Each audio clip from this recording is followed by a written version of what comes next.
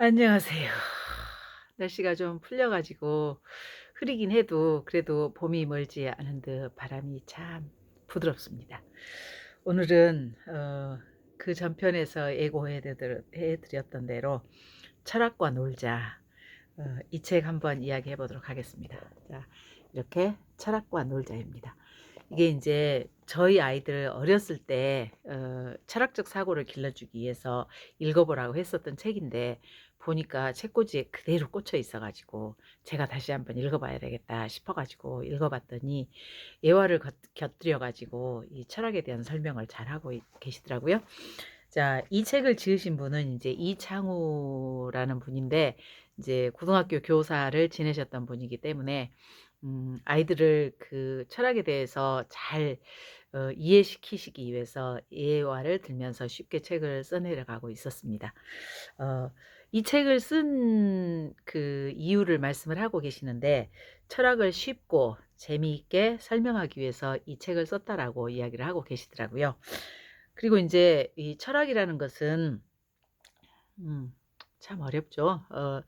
근데 남의 생각을 외우고 뭐 데카르트가 어땠고 칸트가 어땠고 뭐 소크라테스가 어땠고 아리스토텔레스가 어땠고, 그들의 생각을 또는 사고를 외우는 것이 아니라 자기 생각의 힘을 발전시켜 나가는 것이 핵심이라고 하면서 여러 가지 예화를 들면서 어 좀 더 그 다른 철학자들이 이야기하지 않았던 이야기를 하고 싶어 하셨다고 하더라고요.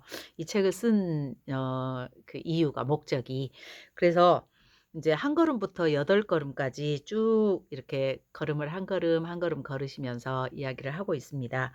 그 인제 첫 번째 걸음부터 시작을 하는데, 이게 인제 예화를 곁들여서 이야기를 하고 있어요.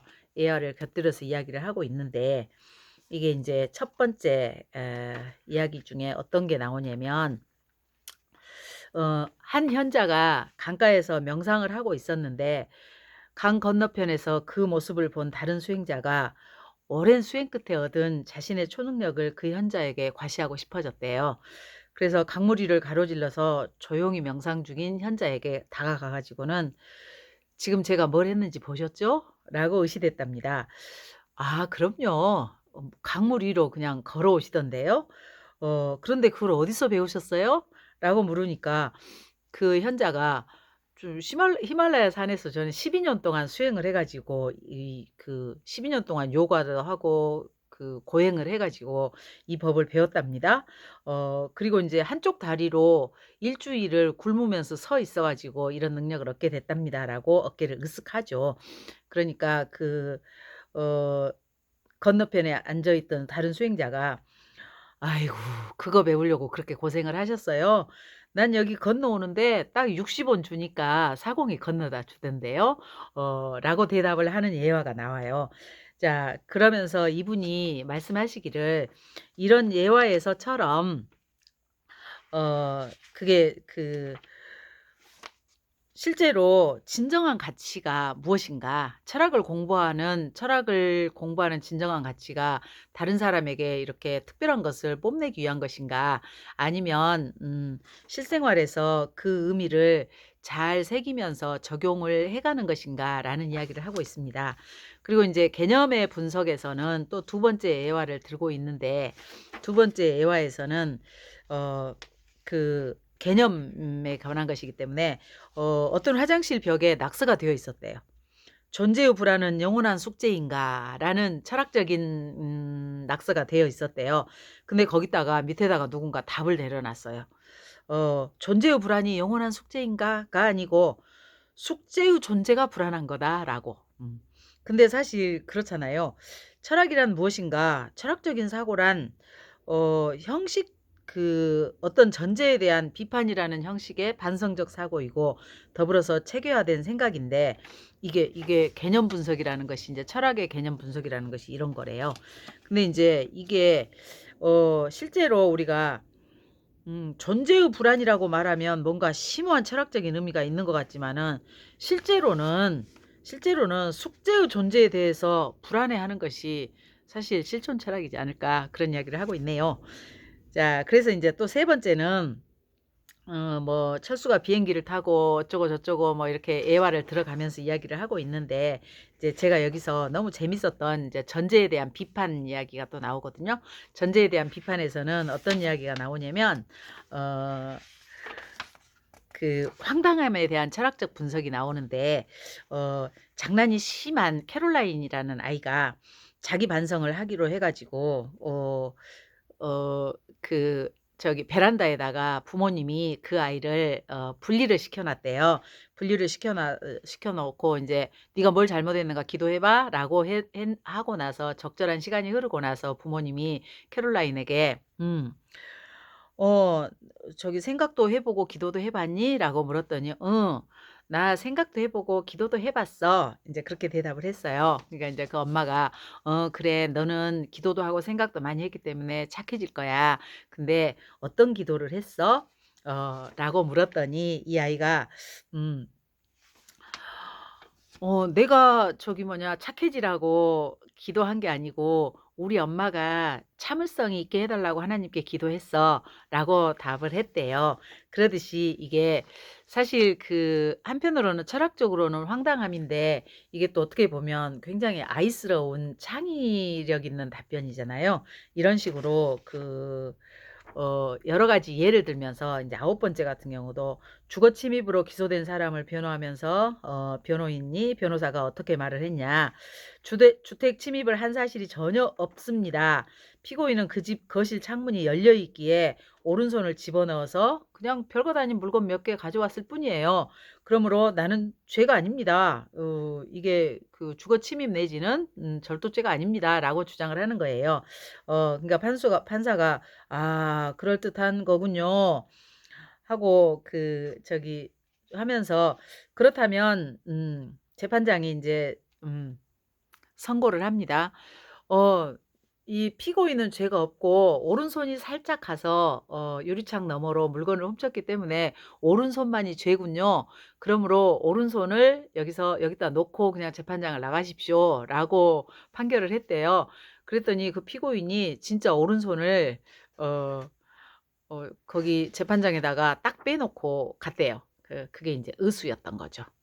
이렇게 황당한 경우도 황당함에 대한 비판도 있어야 된다라는 전제를 들면서, 엉뚱한 전제를 엉뚱함이 있을 거라는 전제를 간과하는 데 있어서 우리가 오류를 범할 수 있다라는 이야기를 하고 있더라고요. 그리고 인제 이렇게 뭐 예화를 여러 가지를 들고 있으면서 너무 책이 재밌게 되어 있어요. 그래서 또 인제 뭐 그 미국의 경우이긴 하지만은, 또 새로운 생각, 새로운 삶으로 나아가기, 그러면 어떻게 새로운 삶으로 나아갈 것인가를 그 마음을 열어주는 101 가지 이야기 중에서 또 발췌를 하고 있네요. 자, 한번 읽어 드릴게요. "내 이름은 토마스 해리이다. 어린 시절부터 나는 나 자신이 되기를 원치 않았다. 난 빌리 위들런처럼 되기를 원했다. 하지만 빌리 위들런은 나를 거들떠보지도 않았다. 나는 그의 걸음걸이를 흉내냈고 그의 말투를 모방하려고 했었다. 그리고 그가 응시한 고등학교에 따라서 응시했다. 고등학교에 들어가자 빌리 위들런은 변했다. 그는 허비 반대면 주위를 맴돌기 시작했다. 그는 허비 반대면처럼 걸었고 허비 반대면처럼 말했다. 나는 혼란에 빠졌다. 나는 허비 반대면처럼 걷고 말하는 빌리 이들런처럼 걷고 말하기 시작했다. 어느 날 나는 또 새로운 사실을 알게 되었다. 허비 반대먼은 조이 하벨린처럼 걷고 말하고 있었고, 그 조이 하벨린은 코키 세빈슨처럼 걷고 말하고 있었다. 그 결과 나는 코피 세빈슨처럼 걷고 말하는 조이 하벨린을 모방하는 허비 반대면의 복사판인 빌리 위들런처럼 걷고 말하게 되었다. 그런데 코키 세빈슨은 그 누구의 걸음걸이와 말투를 항상 모방했는지 아는가? 바로 도피 윌링턴이었다. 어딜 가든지 내 걸음걸이와 말투를 모방하려고 애쓰는 그 머저리 같은 녀석 도피 웰링턴 말이다. 라는 예화를 들면서 그 주인공 해리가 다른 친구의 말투와 걸음걸이를 흉내내는 사람인데, 해리는 또 자신이 흉내내는 친구가 다른 친구를 다시 흉내낸다는 것뿐만 아니라 이 과정이 반복되어서 결국에는 자기 자신에게로 돌아온다는 것을 알게 되었다는 이야기죠. 결과는 고리처럼 이어져서 자신이 자신을 흉내내는 것과 비슷하게 되어버린 이런 것을 뜻밖의 결과를 교훈 삼아서 어떻게 행동할 것인가를 묻고 있네요. 여러분은 어떤 답이 예상이 되십니까? 어. 참 그렇게 좋게 쉬운 답을 찾을 수 있는 것은 답이 쉽게 보이도록 이야기를 쓴 것이죠. 자, 그리고 인제 그 안정효의 우리가 1990 년대인가요? 안정효의 그 헐리우드 키드 생애라는 소설책이 있어요. 저도 그 책을 읽었는데 이 책을 보면서 다시 그 소설책을 생각하게 됐거든요. 근데 이 여기서 나오는 주인공이 어 영화 제작의 꿈을 어려서부터 가지고 있어 가지고 엄청난 영화 강의였어요. 영화 강의였는데 인제 저기 시나리오를 이 병에 걸린 친구가 시나리오를 내밀었는데 그 시나리오를 가지고 영화를 만들었는데 그 영화가 대박을 터뜨린 거예요. 근데 인제 어 '나도 나한테 속았다.'라고 하면서 그거는 헐리우드 영화를 너무 많이 본 그 영화를 다 짜집기 해서 만든 영화였다. 어려서부터 쭉 그렇게 봐 왔던 것이 내 머릿속에서 그런 시나리오를 만들었는데 실제로 '나도 나한테 속았던 가짜다.'라고, 그러니까 카피? 저작권을 침해하지 않는 범위 내에서 카피를 했다고 봐야 되겠죠. 어 요즘 들어서, 요즘이 아니라 가짜는 자기가 계속 가짜라고 주장을 하면서 진실이 드러나기를 원한다라는 구조론이 있더라고요. 그래서 어떤 작가가 공모에 응해 가지고 무려 50 번씩이나 상을 타서 제네시스를 샀네 어쨌네 했는데 결국에는 그게 다 남의 작품을 도용하거나 또는 짜집기 해 가지고 만든 작품으로 공모전에 상을 타서 그걸 자랑 삼아서 계속 이거는 반에 반밖에 올린 것이 안 된다, 자기 저술에 또는 자기의 작품의 자랑에. 그랬는데 결국에는 그게 네티즌들에게 검열해서 걸려 가지고 모두 다 도용되거나 카피된 걸로 어 드러났었잖아요. 그랬듯이 사람은 그 거짓인 줄 알면서도 계속 그 거짓을 드러내는 것은 그 거짓을 통해서 진실이 드러나기를 원하는 어떤 욕망이 있기 때문이라고 하더라고요. 하여튼 이렇게 계속해서 이 책이 예화를, 이렇게 재밌는 예화를 들면서 철학에 대한 사고를 할 수 있도록 도와주고 있습니다.